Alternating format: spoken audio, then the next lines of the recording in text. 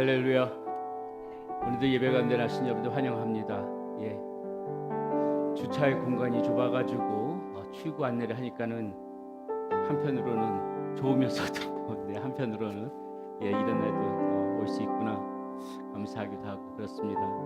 지금 차에 정리해 주시면 감사할 것 같고요. 오늘도 우리 하나님 앞에 예배 드릴 때 하나님 앞을 바라보면서 전심으로 주님의 이름을 높여드리면서 그렇게 하나님 앞에 나가는 시간 됐으면 좋겠습니다.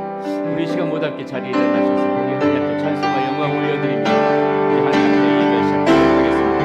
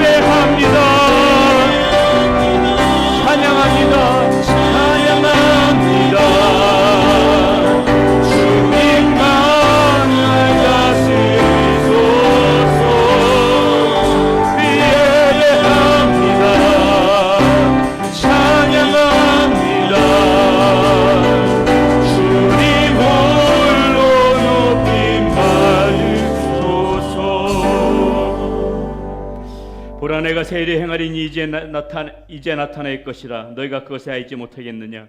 반드시 내가 광야의 길을 사막의 강을 내리니 장차 뒷짐승국 순양이와 타조도 나를 존경할 것은 내가 광야의 물을 사막의 강들을 내어 내 백성 내가 택한 자에게 마시게 할 것임이라.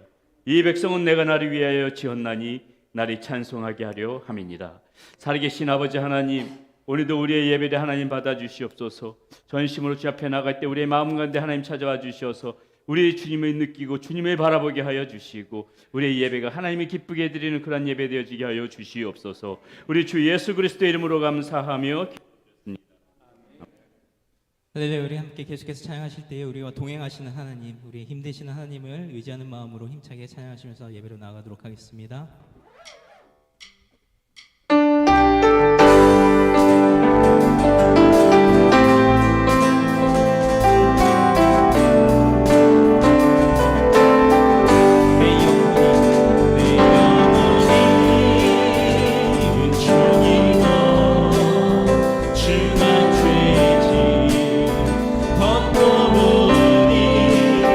슬픈 나를 이 세상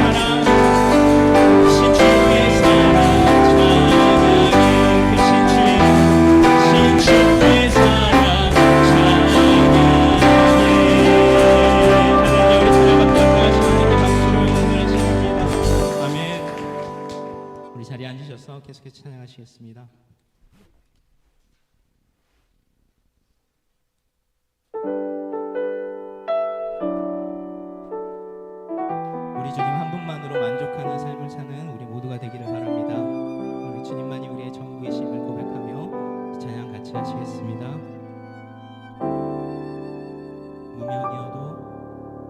무명이어도 공허하지 않은 것은 예수 안에 난 만족함이라. 가난하여도 부족하지 않은 것은 예수 안에 오직 나는 부요함이라. 고난 중에도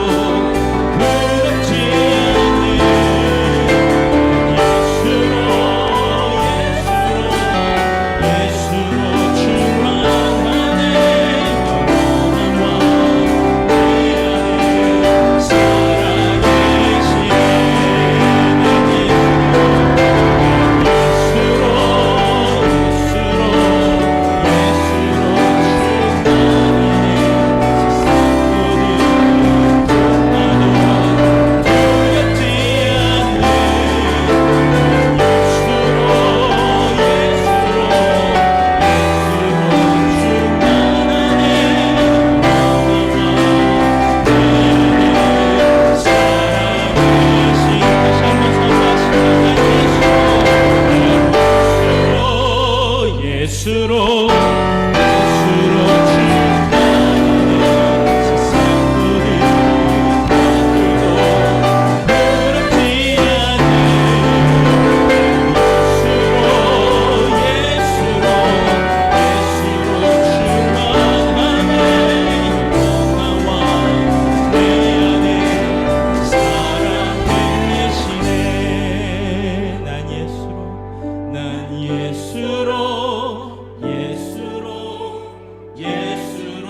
충만하네. 세상 모든 것들도 부럽지 않네. 난 예수로 충만하네. 영원한 왕 내 안에 살아계시네. 다시 한번 난 예수로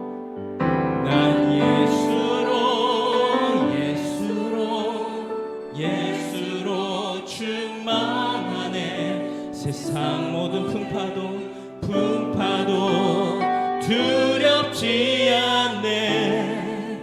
난 예수로 충만하네. 영원한 왕 내 안에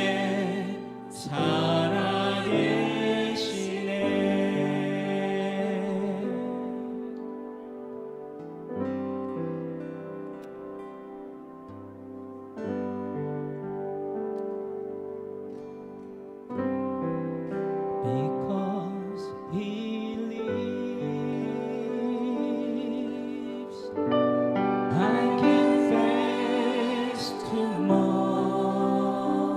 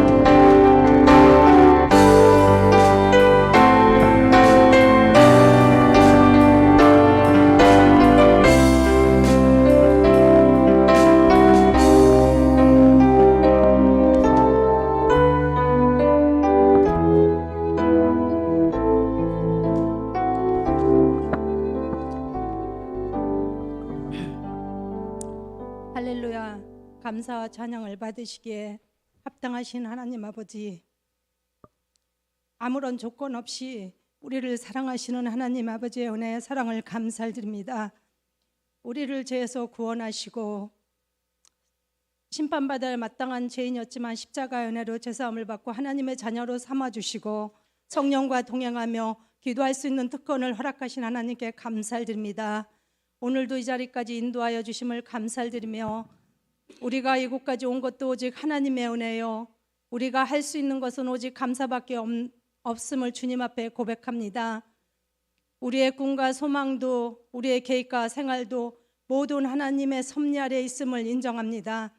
이 거룩한 주일 주님 앞에 나와 주님을 찬양하고 예배드릴 수 있는 것이 얼마나 큰 은혜요 축복인지를 하나님께 감사할 따름입니다. 하나님, 오늘 이 예배 신령과 진정으로 드리는 살아있는 예배가 되도록 성령이 임재하시고 저희를 붙들어 주시옵소서. 또한 이 시간 저희들에게 하나님의 음성을 듣게 하여 주시옵소서. 하나님, 섭리 가운데 세미한교회를 이곳에 세우시고 지금까지 인도하시고 함께하신 하나님께 감사드립니다. 하나님의 섭리 가운데 하나님의 전을 건축하고자 하는 사모하는 마음을 주신 하나님, 성전을 건축하기 전에 먼저 하나님의 사랑하는 마음을 우리에게 더하여 주시고 성전을 향한 뜨거운 마음으로 주옵소서. 주님, 우리가 마음으로만 사랑하는 것이 아니라 다윗과 솔로몬처럼 우리의 소유를 하나님의 일을 위해 쏟아붓기를 원합니다. 하나님께서 우리 교회를 온 성도의 마음도 감동시켜 주셔서 능히 하나님의 성전을 건축하고자 남은 많은 지원을 허락하여 주시옵소서. 내가 이 성전의 영광에 충만하게 하리라고 약속하신 하나님께서 이미 시작하신 일을 친히 성취하여 주시옵소서. 은도 내 것이요 금도 내 것이요 라고 말씀하신 하나님, 온 성도들에게 성전 건축을 감당할 수 있는 믿음과 물질을 넉넉하게 채워 주시옵소서. 우리 모두가 마지막까지 한 마음이 되게 하여 주시고 한 비전을 품고 함께 달려가는 기쁨으로 주시옵소서. 성전 건축을 계획하는 모든 가정 속에서 악한 사탄이 해방하지 않도록 성령께서 지켜 주시옵소서. 사랑하는 주님, 우리 교회에 자라나는 차세대 각 심령 마음으로 주님을 인격적으로 만나 구원의 확신을 갖게 하시고 주님의 주시는 꿈과 비전을 품고 언제 어디서나 담당하게 자신감 넘치는 자녀들로 자라나게 하여 주시옵소서. 차세대를 위해 헌신하는 담당 사역자들과 교사들을 위해서 성령 충만함과 강건함으로 허락하여 주셔서 우리 모두 성도들이 한 마음으로 기도하고 사랑으로 그들을 섬김과 하나님께 함께 하시며 이 일들을 능히 이루실 줄 믿습니다. 사랑하는 주님, 찬양으로 하나님께 영광을 돌리는 찬양대와 여러모로 예배를 섬기는 이들에게 하나님의 풍성한 은혜를 채워 주시옵소서. 또 사랑하는 주님, 이 시간 하나님 말씀으로 태어나시는 주님께서 사랑하시는 우리 문석구 목사님에게 하늘의 문을 열어 축복하시고 성령 충만하게 하시고 강건함으로 허락하여 주시옵소서. 오늘 말씀을 들을 때 치료의 역사가 나타나게 하시고 또 진리의 말씀이 온 성도의 마음을 찌르고 울려서 새롭게 변화되는 귀한 시간으로 인도하여 주시옵소서. 또 예수 그리스도의 사람으로 아름다운 향기를 바라는 신실한 성도들을 자라게 하여 주시옵소서. 오늘 모든 예배를 주님께 의탁하오며 우리의 모든 기도에 귀를 기울이시는 예수님의 이름으로 간절히 기도드리옵나이다.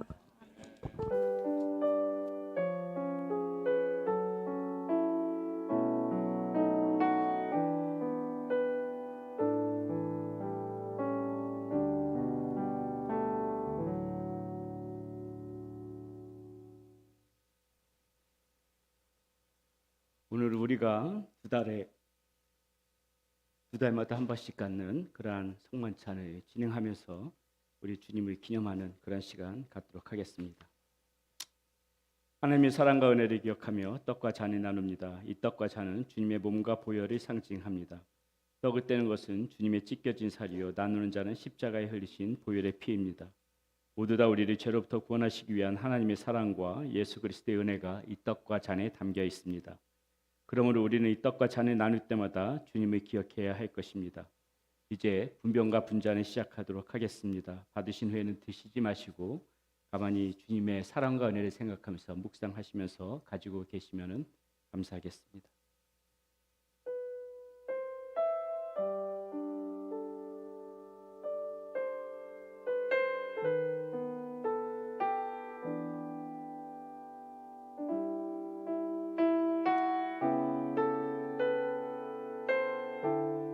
우리가 전한 것을 누가 믿었느냐?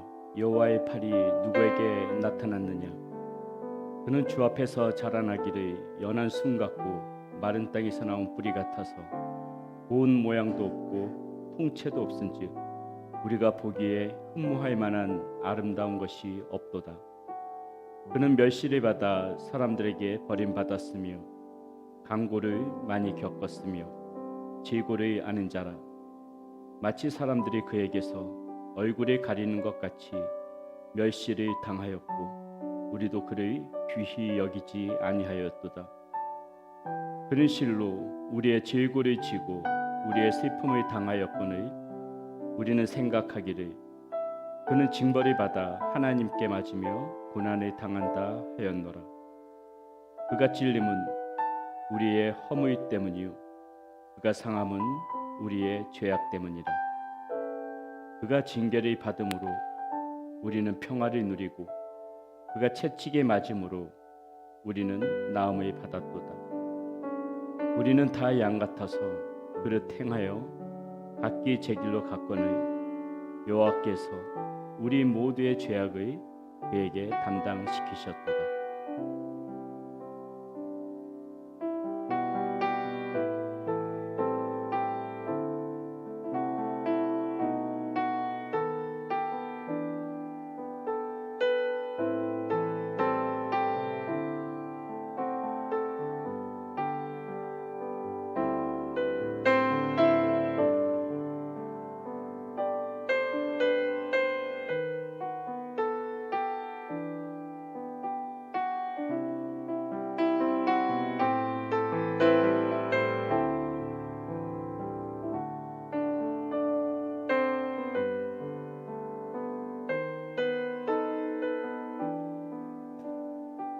주님께서는 떡을 가지사 축복하시고 제자들에게 떼어주며 말씀하셨습니다.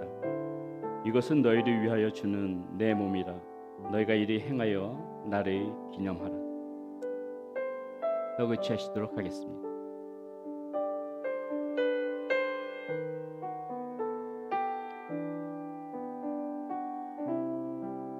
또 잔을 가지사 감사 기도하시고 제자들에게 주며 말씀하셨습니다. 너희가 다 이것을 마시라.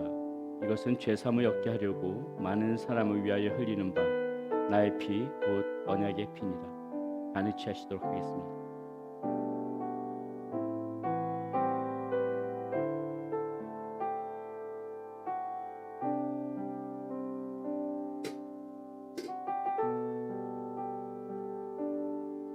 기도하시겠습니다.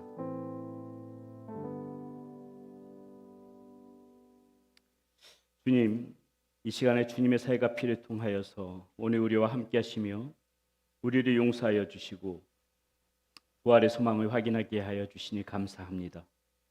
더 이상 우리가 좌절과 두려움 속에서 엄습한 죄의 노예로 살지 않고 주님의 빛 가운데로 걸어가는 그런 인생이 되게 하여 주시옵소서. 우리 주 예수 그리스도의 이름으로 감사하며 기도드렸습니다. 아멘. 할렐루야, 반갑습니다. 우리 앞뒤 옆 사람 바라보면서 우리 다시 한번 반갑게 인사 한번 나누도록 하겠습니다. 잘 오셨습니다. 오늘도 예배 가운데 큰 은혜 받으시기 바라겠습니다.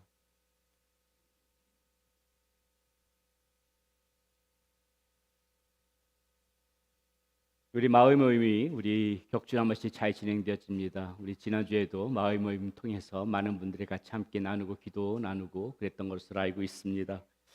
주보에는 다음 주일이 26일 폐기되는데요. 26일이 아니죠. 12일입니다. 밑에 주보에 보게 되면 더 자세한 날짜가 나와 있습니다.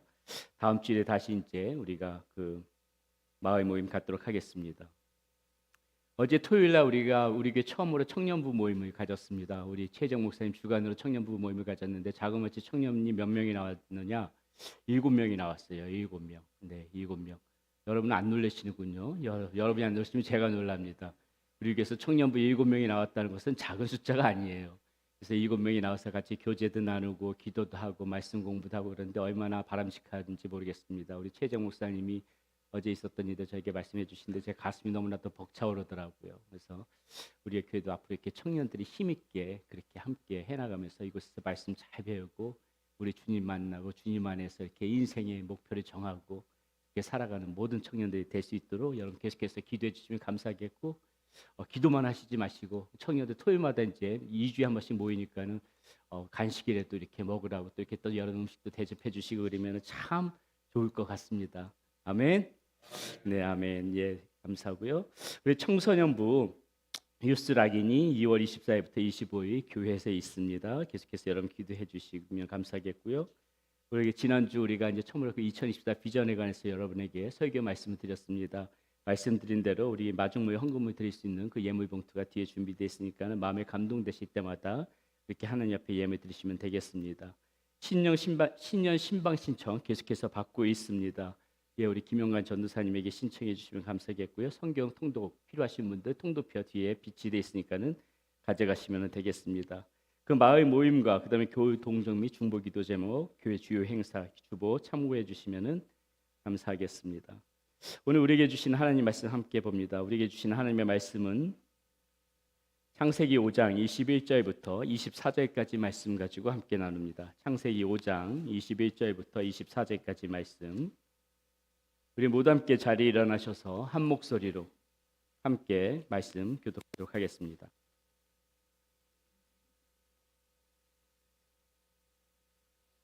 함께 읽습니다. 에녹은 65세에 무드셀라를 낳았고 무드셀라를 낳은 후 300년의 하나님과 동행하며 자녀들을 낳았으며 그는 365세를 살았더라. 에녹이 하나님과 동행하더니 하나님이 그를 데려가심으로 세상에 있지 아니하였더라. 아멘. 예, 자리에 앉으시겠습니다. 기도합니다. 살아계신 아버지 하나님 감사합니다. 오늘도 말씀을 통하여서 우리의 나갈 바를 알게 하여 주시고 주님께서 원하시는 삶이 무엇인지 깨달아서 하나님이 기뻐하시는 삶으로 살아갈 수 있도록 인도하여 주시옵소서. 하나님 앞에 예물을 올려드립니다. 12조로 감사 헌금으로 주정 헌금으로 마중물 헌금으로 올려드린 이 예물 하나님 영광 위하여 쓰임받는 예물이 되게 하여 주시고 우리 사랑하는 성도님들 형편을 살펴주시사 물질 때문에 어려움 겪는 가정 한 가정도 없도록 우리 하나님의 은혜로 쌓아두신 은혜로 때를 따라 돕는 은혜로 우리의 삶 가운데 역사하여 주시옵소서. 우리 주 예수 그리스도의 이름으로 감사하며 기도드렸습니다. 아멘. 예, 오늘부터 가려진 인생 시리즈라는 제목으로 하나님 말씀 전할까 합니다. 그동안 작년까지 마가복음 강의를 전체적으로 다 마쳤고요. 다음 강의 설교 준비하기까지 이렇게 가려진 인생 시리즈로 어느 정도 분량이 될지 모르지만은 계속해서 말씀 전하도록 하겠습니다. 성경에는 수많은 사람들이 등장합니다. 성경을 읽다 보면은 이토록 많은 사람들이 참 다양하게 살아간다는 것을 볼 수가 있습니다. 한 사람 한 사람 볼 때 똑같은 사람 하나도 없고요. 다 그 인생들이 다 다르다는 것에 다시 한번 새삼스럽게 감탄하게 되고 새삼스럽게 놀라게 됩니다. 이게 성경을 읽다 보게 되면 우리에게 너무나도 익숙한 그런 이름들을 만나게 됩니다. 태어나서 자라고 일하고 그리고 사랑하고 죽고 이런 것이 마치 눈에 보이듯이 선명하게 손에 잡혀 있듯이 그렇게 살아간 인생들이 있다는 것이죠. 예를 들어서 아브라함이나 모세, 엘리야, 다윗, 바울과 같은 사람들은 우리가 성경을 조금 웬만큼 안다 하시는 분들이라면은 그들의 삶이 어땠었는지는 전부 다 이렇게 눈에 보이듯이 선명하게 다 그렇게 아실 거라고 생각을 합니다. 자, 그러나 성경에는 그렇게 유명한 사람들만 등장하는 것이 아닙니다. 우리 성경을 읽다 보게 되면은 이런 사람도 있었나 하는 그런 익숙치 않은 그런 이름도 만나보게 되고요. 이런 사람 난 처음 들어본다 하는 그러한 사람도 분명히 만나보게 되어질 것입니다. 그러나 그들 역시 모두도 성경의 인물들이죠. 성경의 사람들입니다. 그들의 성경책에 그 이름 석자 하나가 기록되어 있다는 것만으로도 우리는 그들을 읽어볼 만한 그러한 인생에 있어서 그 사람들을 읽어볼 만한 그러한 가치가 있는 그러한 사람들이라는 것입니다. 그들의 삶 속에서 드러나는 의미가 무엇인지 생각해 보고자 하는 것이 이번 시리즈 설교의 목적이기도 합니다. 그래서 오늘부터 언제가 될지는 모르겠지만 우선 구약 안에서 한번 그런 사람들 한번 살펴볼 것이고요. 이러한 가려진 인생 가운데 깃든 그 하나님의 은혜를 우리는 놓치지 않고 한번 좀 찾아보려고 합니다. 자, 여기서 가려진다라는 의미는요, 뭐 큰 의미가 아니라 성경에 그냥 짧게 그 이름이 짧게 기록되어진 사람들이거나 아니면은 앞서도 말씀드렸듯이 화려한 족적을 남긴 그런 성경 인물들이 아니라 마치 그들 가운데 살짝 가려진 것처럼 그런 힘에게 가려진 것처럼 보여진 그런 사람들을 의미하는 뜻에서 저렇게 가려진 인생이다 이렇게 제목의 타이틀을 정했습니다. 자, 그러나 여러분 그 사람들이 가려진다 하더라도 결코 그 사람들의 그 인생을 돌아보게 되면은 우리가 소홀히 볼 수 없는 그다음 빛나는 인생이라는 것을 우리는 알 수가 있습니다. 짧지만은 성경에는 비록 한두 줄 이렇게 짧게 기록되어져 있지만은 그 인생 가운데 가만히 묵상하다 보게 되면은 우리 마음 가운데 깊이 이렇게 전해져 오는 큰 울림이 있는 그러한 인생을 살아가신 분들이 성경에 이렇게 기록되어져 있다는 것이지요. 비록 성경 속에서 그런 화려한 족적을 남긴 그런 성경 인물과 같은 그런 사람들은 못 된다 할지라도 저와 여러분들 같이 그냥 지극히 평범한 사람들을 들어 쓰시는 그 하나님, 그리고 한 줄짜리 인생이라도 하나님께서 기꺼이 쓰시는 그러한 하나님, 평범하면서도 또 연약하면서도 부족하면서도 때로는 볼품없는 그 인생까지도 하나님께서 놓치지 않고 붙잡아 주시는 그러한 인생, 우리가 이 말씀 속에서 찾아볼 거고요. 또 이 깨진 인생, 마음이 산산이 이렇게 부서진 인생 같은 사람들도 고쳐 쓰시는 그 하나님, 우리는 앞으로 이 성경의 사람들 찾아보면서 그런 인생들을 발견하게 될 것이고, 그런 인생들을 볼 때마다 하나님께서도 이런 사람들이 이렇게 사용하시구나, 그것을 보면서 우리 마음 가운데 다시 한번 이 세상 가운데서 하나님의 자녀로 이렇게 힘있게 살아가는 그런 시간들로 채워 나가시기를 바라겠습니다. 우리는 앞으로 이런 성경 속의 인물들을 살펴보면서 분명하게 깨닫게 될 것입니다. 하나님께서 쓰시지 못하는 사람은 아무도 없더라. 하나님께서 쓰시지 못한 사람은 절대로 아무도 없더라. 하나님께서는 어떠한 사람도 다 쓰시더라. 우리는 그것을 좀 더 우리가 함께 나누면서 보게 되어질 것입니다. 그래서 오늘 첫 번째 시간으로 먼저 우리가 창세기부터 쭉 한번 보면서 좀 그런 사람들을 볼 생각인데요. 구약 처음부터 쭉 가면서 오늘 첫 시간으로는 이 죽음을 맛보지 않고 하늘로 올려졌던 그 누구죠? 에녹에 대해서 한번 먼저 좀 생각해 보도록 하겠습니다. 에녹이라는 이름의 뜻이 뭐냐면요, 가르치다라는 뜻을 가지고 있습니다. 그의 삶을 보건대 참으로 참 그 이름이 적절한 이름이지 않나 싶습니다.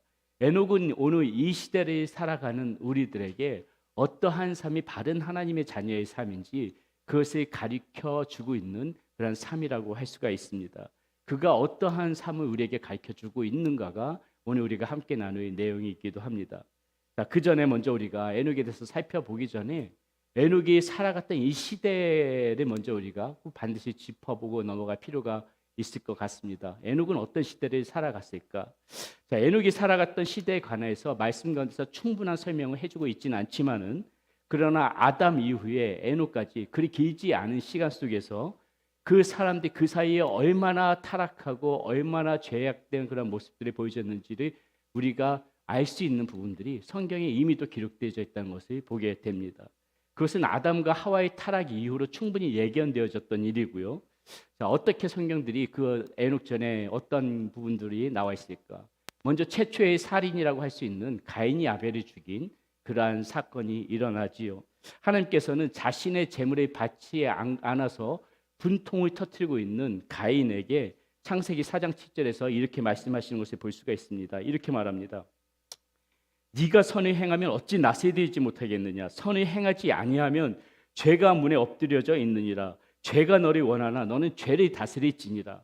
여기서부터 벌써 하나님께서는 이 죄에 대해서 계속해서 말씀하고 있는 것을 볼 수가 있습니다. 우리 안에 죄가 있다는 것이죠. 죄가 지금 이 땅 가운데 만연해 있다는 것입니다. 벌써부터 이미도 이 죄라는 말이 언급되어지는 것을 봐서 이 땅 가운데 지금 죄가 만연해져 있다는 것을 볼 수가 있지요. 자, 가인, 이 최초의 살인자였던 가인의 자손 중에 라멕이라는 사람이 나옵니다. 창세기 4장 23절부터 24절에 보면은 라멕이 자신의 아내들에게 하는 말이 이렇게 나와 있는데요. 한번 들어보세요.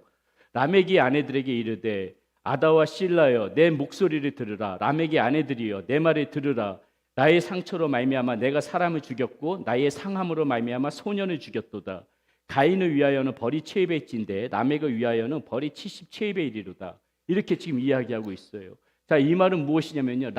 라멕이 자신이 잘못한 그 죄를 고백하고 회개하는 내용이 아닙니다. 지금 이 내용은 무엇이냐면은 오히려 지금 자신이 이런 죄를 저질렀다고 자신의 아내들에게 지금 자랑하려고 이렇게 지금 말을 하고 있다는 것이에요.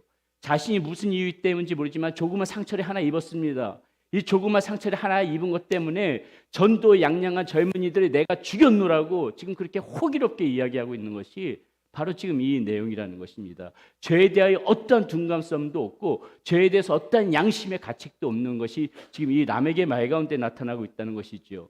죄에 대해서 부끄러워하는 것이 아니라 내가 지금 오히려 가인, 자신 아버지인 가인보다 더 큰 살인자이니까는 77배의 벌이라도 줘봐라. 이런 식으로 지금 죄 앞에서 큰 소리를 치고 있다는 것입니다.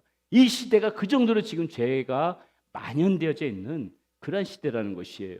자, 이제 에녹이 살던 시대가 지금 이런 시대였다는 것이에요. 그리고 급기에 어떻습니까? 에녹이 그 살고 있던 시대부터 고작해야 3대가 흘러가는 그 시간이 흐른 다음에 여러분들 잘 알고 있는 무슨 사건이 일어나요?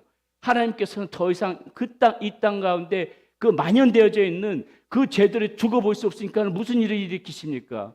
예, 잘 알고 있는 노아의 홍수가 불과 몇 세대 지나지 않아서 하나님께서는 더 이상 참을 수가 없으니까 쓸어버리시는 겁니다. 노아의 방주를 만들게 하시고 노아 가족만 구원하시고 나머지 모든 인류들을 심판하시는 것이 노아의 홍수였어요. 하나님께서 오죽하면 그러셨겠습니까? 하나님께서 얼마나 이 땅 가운데 죄가 만연했으면 하나님께서 그런 심판을 내리셨겠어요. 시대가 그런 시대였다는 것입니다. 에녹이 살아가던 시대가 그런 시대였다는 것이에요. 그런데 이런 시대 가운데 에녹이 어떻다는 것이에요? 이런 시대 가운데 에녹만큼은 하나님이 보시기 아름다운 사람이었다는 것이에요. 빛나는 삶을 살아갔다는 것입니다. 비록 한 주짜리 인생이지만은 하나님께서 그 인생을 귀하게 보셨다는 것이 오늘 우리가 본 이 성경 말씀에서 에녹을 통하여 볼 수 있는 그런 내용이라는 것입니다.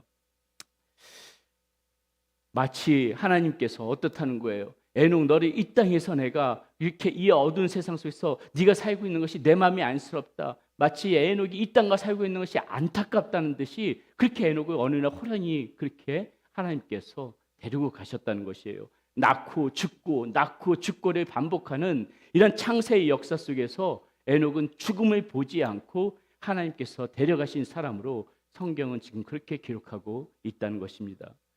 여러분 한번 생각해 보세요.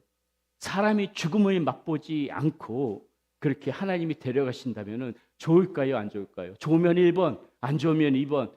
하나님 여러분 죽음을 맛보지 않고 하나님이 여러분들 그냥 산채로 이렇게 천국으로 데려가신다면 좋겠어요? 안 좋겠어요?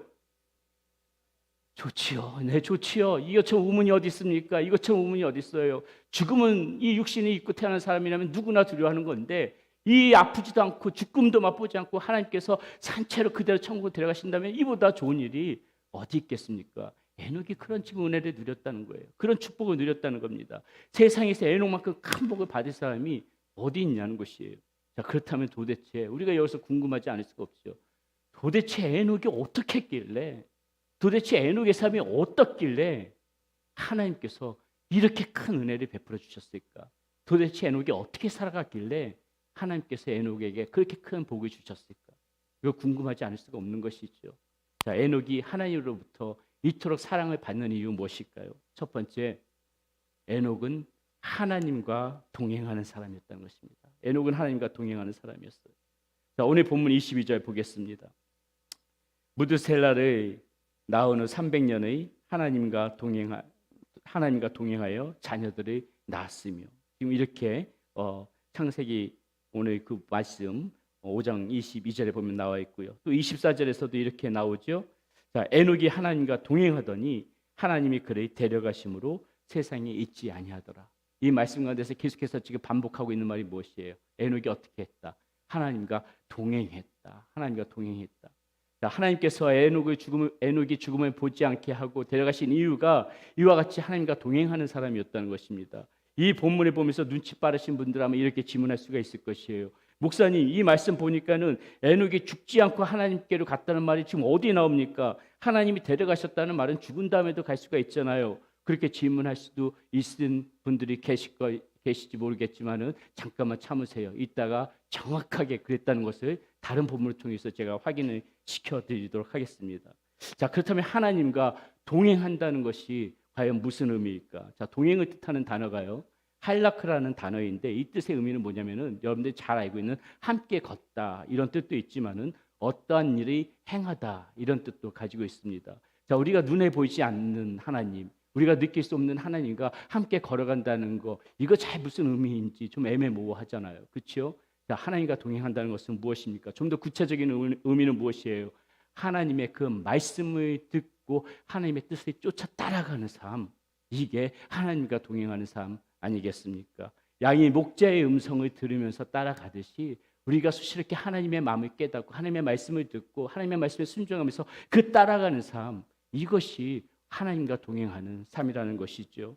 동행은 여러분 어느 한순간 일정 부분 내 인생에 있어 어느 한 부분만 하나님 여기까지만 하나님과 함께 걸어갈게요, 반짝 동행하고 멈추는 거, 그거 동행이 아닙니다. 우리의 동행은 일평생 그렇게 따라가는 거예요. 어느 인생의 화려한 한순간에만 하나님 여기까지 제가 동행했습니다 이렇게 자랑하는 것이 아니라 일평생 주님 가는 그날까지 처음부터 끝까지 하나님의 그늘 아래, 전능자의 그늘 안에 머물면서 주님과 같이 걸어가는 것, 그게 동행인 것입니다. 어떤 특별한 일을 해서 동행이 아니에요.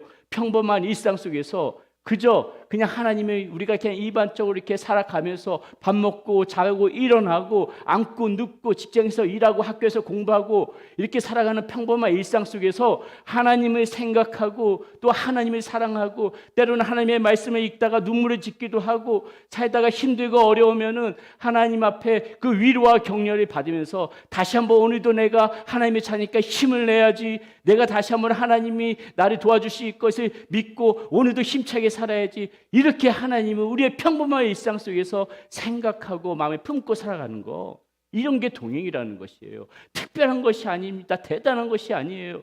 그냥 평범한 일상 속에서 하나님을 품고 살아가는 게, 하나님을 생각하면서 살아가는 게 동행이라는 것입니다. 여러분, 좋을 때만 또 우리가 동행하는 게 아니에요. 몸이 아플 때 있지요. 또 이렇게 먹고 사느라고 힘들 때 얼마나 여러분 힘듭니까? 자식이 속썩이고 남편이 속썩이고, 남편만 속썩인다 그러면 남편도 서운하니까는 아내도 속썩이고, 이렇게 살아가는 삶 속에서 하나님의 그늘에서 벗어나지 않고 하나님 앞에 힘들고 어릴 때마다 하나님 제가 손을 내밀어요, 하나님 그러니까 제 손 좀 잡아주세요, 하나님 저 힘들어요, 하나님 그러니까 저 좀 붙들어 주세요. 이렇게 일생의 삶, 우리 가운데 너무나도 빈번하게 벌어지는 일생의 삶 가운데서 너무나도 매일같이 벌어지는 그러한 삶 가운데서 하나님 앞에 손을 내미는 거, 이게 동행이라는 것이에요. 이런 게 내 목적을 이루기 위해서 동행하는 거, 그거 동행 아닙니다. 여러분, 내가 원하는 것이 없다, 내가 원하는 것이 이루어지지 않는다 할지라도, 혹이나 하나님께서 내 원하는 것을 소원을 들어주지 않는다 할지라도, 하나님 그러면 어때요? 하나님께서 내 소원 다 이루어지지 않아도, 내 원하는 거 다 이루어지지 않아도 저는 하나님 한 분만으로도 만족해요. 하나님 한 분만으로도 저는 하나님, 그래도 하나님 바라보면서 하나님 저는 구원받을 수 있는 하나님의 자녀로 삼아주셨으니 아무것도 없어도 괜찮아요. 하나님 한 분만으로도, 하나님 한 분 내 곁에 떠나지 않고 계시다면은 저 그 하나님 믿으면서 하나님 바라보면서 살아갈게요. 이렇게 결심하고 결단하고 주님 바라보면서 살아가는 거, 이게 동행이라는 것입니다. 오늘 본문에 보게 되면은요, 여러분 말씀 한번 보세요. 에녹이 하나님과 동행했다고 하는데 과연 지금 어떠한 부분에서 이 에녹이 특별하게 무슨 일을 했다는 것이, 그런 기록이 어디 나와 있습니까? 하나님과 동행하기 위하여 어떤 대단한 일을 했다는 기록은 어떤 한 군데도 나와 있지 않아요. 그저 성경에는 지금 어떻게 나와 있어요? 자녀를 낳고 365세를 살았더라. 에녹의 인생을 지금 이렇게만 말해주고 있어요. 여러분, 자녀를 낳고 365세를 살았대요. 자녀를 낳았대요. 그럼 낳기만 했겠습니까? 기르기도 했겠지요. 그냥 길러집니까? 애 잘 기르려면 열심히 일해야 되죠.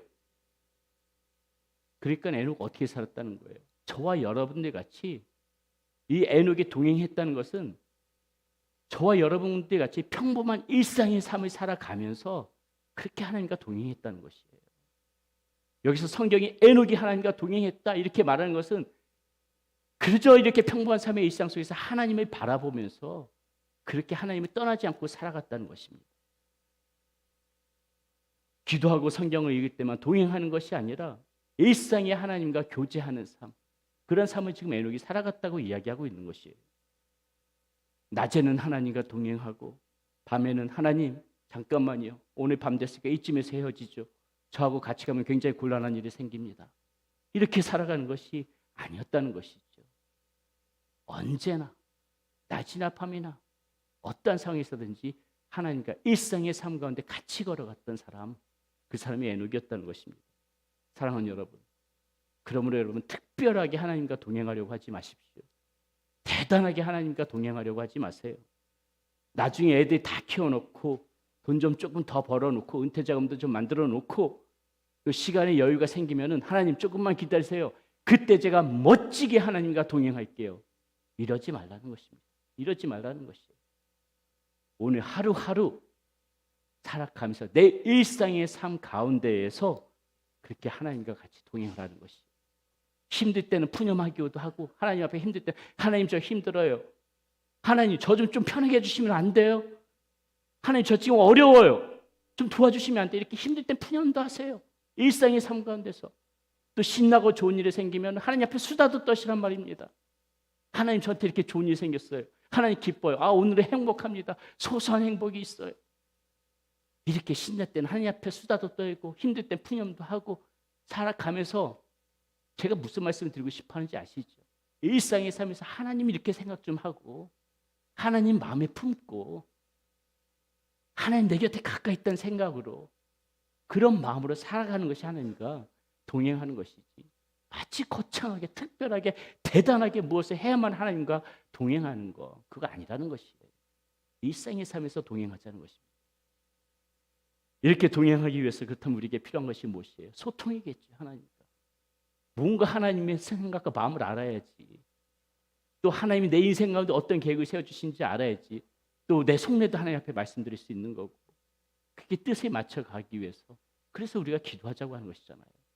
하나님의 말씀이 이 성경 안에 있으니까는 말씀을 좀 보면서 말씀은 봐야지 하나님의 생각도 알 수가 있는 것이니까는 그렇게 우리가 이 기도하고 말씀 보는 거 게을리하지 말자는 것이죠. 하나님과 소통하기 위해서 뭔가 이렇게 하나님과 소통이 되어야만이 같은 한 방향을 보고 같이 걸어갈 수 있는 거 아니겠습니까? 사랑하는 여러분, 이와 같이 우리 성도님들이 하나님과 동행하는 삶은 반드시 필요하다는 것입니다. 우리가 하나님의 자녀라고 자부하면서도요, 그분의 뜻을 쫓지 않고 그분과 이렇게 교제 나누는 것을 게을리 한다면 그거 우리 스스로 속이는 것이잖아요. 그가 우리가 하나님의 자녀라고 자부할 수 없는 거 아니겠습니까? 하나님과 동행하는 사람은 이렇게 하나님의 뜻을 알고 하나님의 음성을 듣고 전심으로 그분을 쫓아가면서 그분과 교제 나누기를 즐겨하는 사람, 바로 그런 사람들이 하나님과 동행하는 사람이라는 것입니다. 그런 여러분들이 되시길 축원합니다. 자, 에녹은 또 어떻게 하나님으로부터 이런 큰 은혜를 받았을까? 두 번째, 에녹은 하나님을 기쁘시게 하는 자였다는 것입니다. 에녹은 하나님을 어떻게 했다? 기쁘시게 했다. 자, 그 말씀이 어디서 나오냐면요, 히브리서 12장 5절 우리 한번 같이 한 목소리로 읽어보겠습니다. 히브리서 12장 5절 큰 소리 한번 읽어봅니다. 믿음으로 에녹은 죽음을 보지 않고 옮겨졌으니 하나님의 그를 옮기심으로 다시 보이지 아니하셨느니라. 그는 옮겨지기 전에 하나님이 기쁘시게 하는 자라 하는 증거를 받았느니라. 자, 이 말씀 가운데 분명히 나오죠. 죽음을 보지 않고 하나님께서 옮기셨대요, 에녹을. 근데 그 이유가, 하나님께서 그렇게 하신 이유가 무엇 때문이라고 지금 말하고 있습니까? 어떻다고? 에녹은 어떻게 했다? 하나님을 어떻게 했다? 기쁘시게 했다. 하나님을 기쁘시게 했다. 하나님을 기쁘시게 했기 때문에 하나님이 그를 데려가셨다. 자, 그렇다면 에녹이 도대체 어떻게 하나님을 또 이렇게 기쁘시게 했길래 이러한 은혜를 받을 수 있었을까? 우리가 지금 방금 읽은 이 히브리서 본문이 12장 5절인데요. 그 바로 다음 구절 12장 6절에 보게 되면 하나님이 도대체 기쁘시게 하는 것이 무엇인지 그것이 자세히 나와 있습니다. 같이 또 읽어볼게요. 12장 6절 같이 읽습니다. 시작. 믿음이 없이는 하나님을 기쁘시게 하지 못하나니 하나님께 나아가는 자는 반드시 그가 계신 것과 또한 그가 자기를 찾는 자들에게 상 주시는 이심을 믿어야 할지니라. 우리가 하나님이 가장 기쁘시게 하는 것이 무엇이라고 합니까? 무엇을 가지는 것? 믿음. 믿음을 가지는 것이 하나님이 가장 기쁘시게 하는 거래요. 여러분 눈에 우리가 하나님이 기쁘시게 하는 것이 바로 이와 같이 믿음을 갖는 것인데요. 우리가 사는 오늘 사는 바로 우리들에게 예수 그리스도를 믿는 이 믿음이 반드시 하나님을 믿는 것이고, 이렇게 믿는 것이 하나님을 믿는 것이고, 그것이 하나님이 기쁘시게 해드리는 삶이라는 것입니다. 우리가 아무리 선한 일이 많이 하여도, 인류의 역사에 길이 남을 만한 그런 혁혁한 공을 세워도 믿음 없는 인생은 절대로 하나님께서 기뻐하시지 않는다고 말씀하시는 것이에요. 이 믿음을 가졌다면 그 다음에 우리는 무엇을 해야 합니까? 다시 한번 히브리서 12장 6절 말씀 한번 자세히 보세요. 지금 어떻게 하라고 합니까? 하나님께 나아가야 된다고 말해요. 믿음을 가졌으면 이제는 하나님 앞에 나아가래요.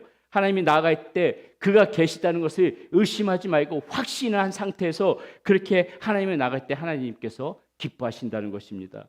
사람들은 눈에 보이려고 하지 않으면 잘 믿으려고 하지 않아요. 손에 잡히지 않으면 잘 믿으려고 하지 않습니다. 확실하게 증명되지 않으면 믿으려고 하질 않아요. 그런데 어때요? 눈에 보이지 않아도 있는 것이 있다는 것이에요. 손에 잡히지 않아도 존재하는 것이 있고, 확실하게 그 증거가 없어도 증명되지 않아도 시체가 있는 분이 있는데 그분이 누구시라고? 그분이 누구시라는 것이에요.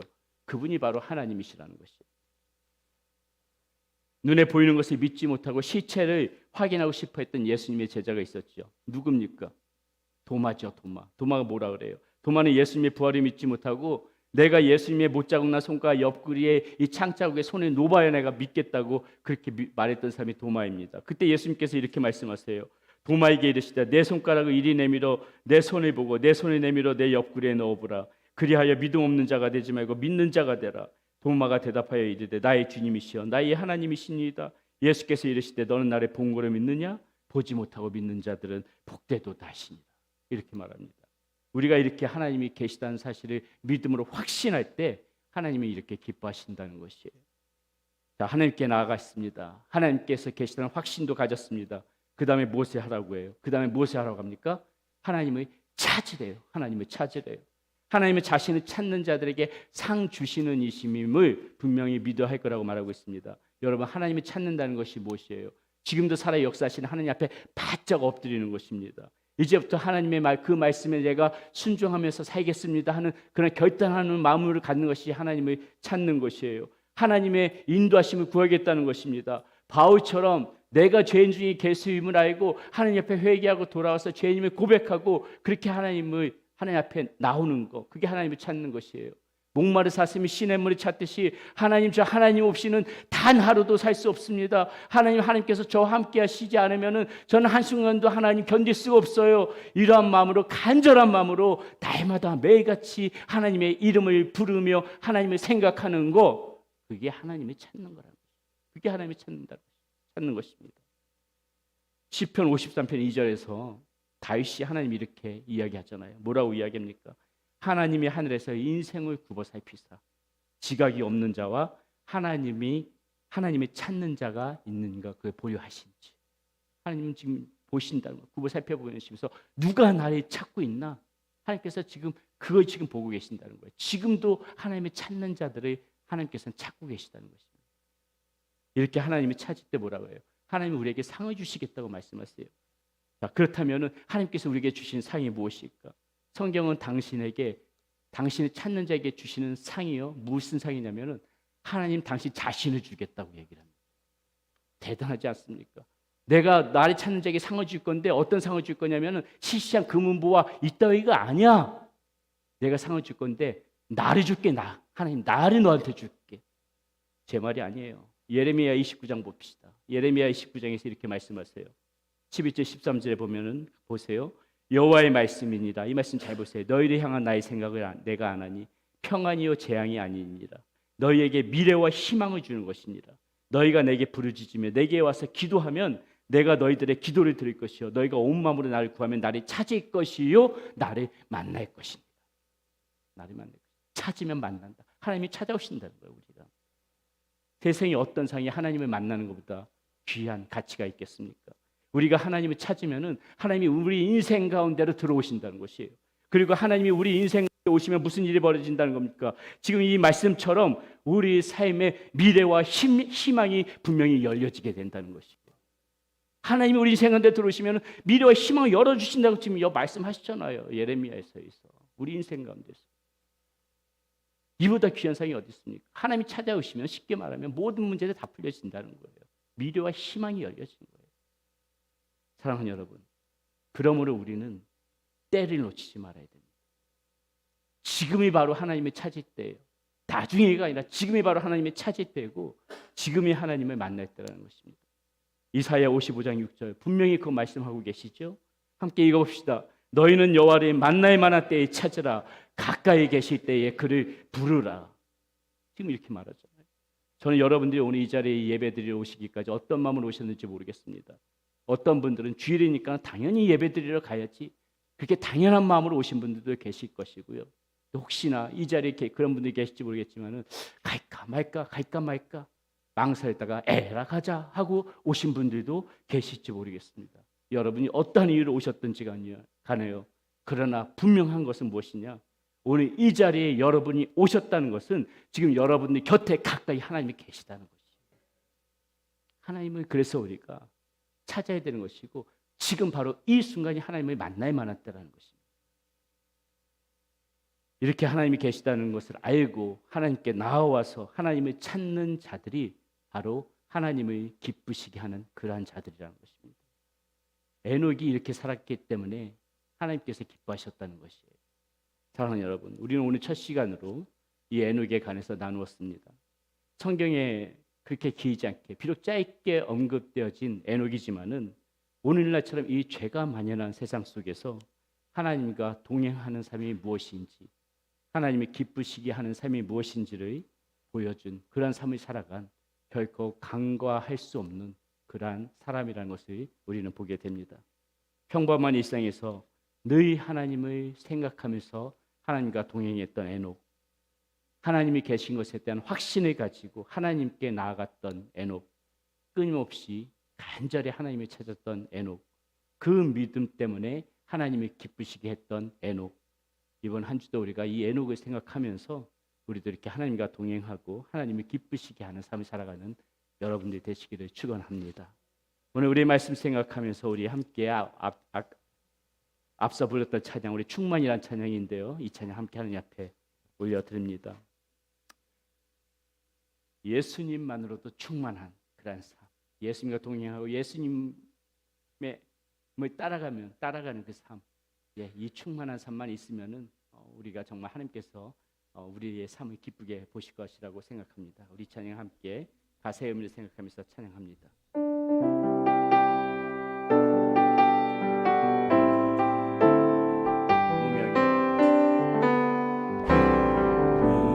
무명이어도 공허하지 않은 것은 예수 안에 만족함이, 가난하여도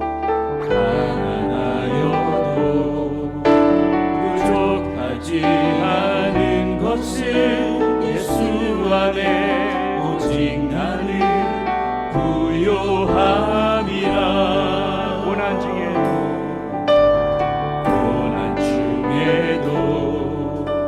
견뎌낼 수 있는 것은 주의 계획 믿기 때문이. 실패하여도 일어설 수 있는 것은 예수 안에 오직 나는 승리함이라. 난 예수로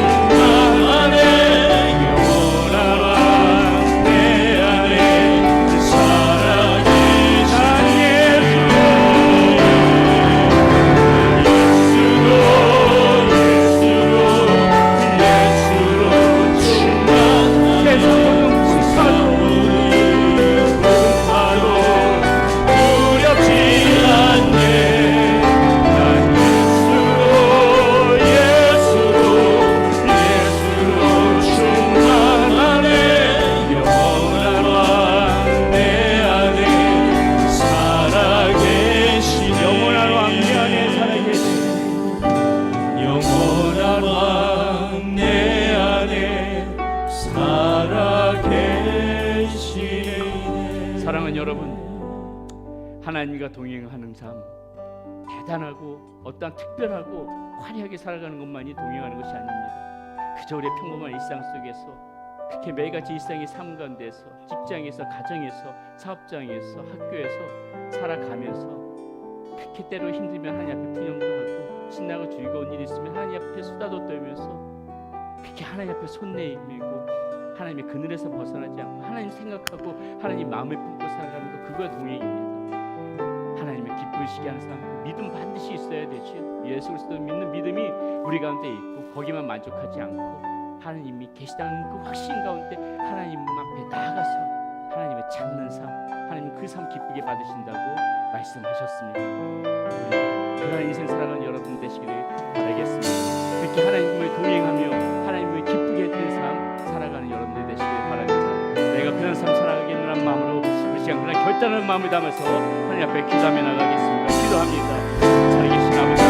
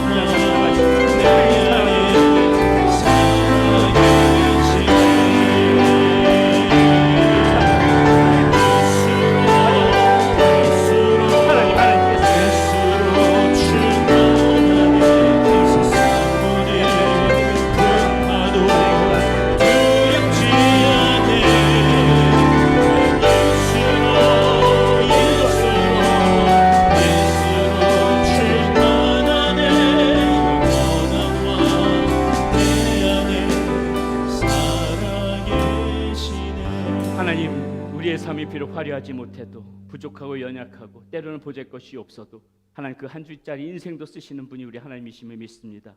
하나님 우리의 일상의 삶 가운데에서 하나님 이 평범한 삶 가운데서도 우리 하나님 잊지 않고 하나님과 동행하는 삶 살아가게 하여 주시옵소서. 하나님 앞에 손 내밀며 살아가게 하여 주시옵소서. 하나님의 기쁨이 되어지는 그런 삶 갖게 하여 주시고 무엇보다도 믿음 안에 굳건히 서서 하나님을 열심히 찾으며 살아가는 우리의 인생 되어지게 하여 주시옵소서.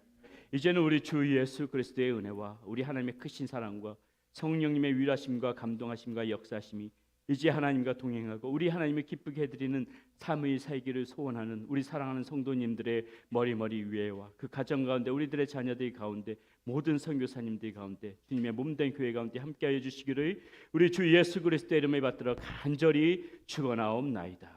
아멘.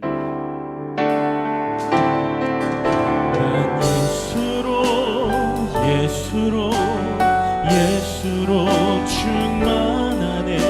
세상 모든 풍파도 두렵지 않네. 난 예수로 충만하네. 영원한 왕 내 안에 살아계시네.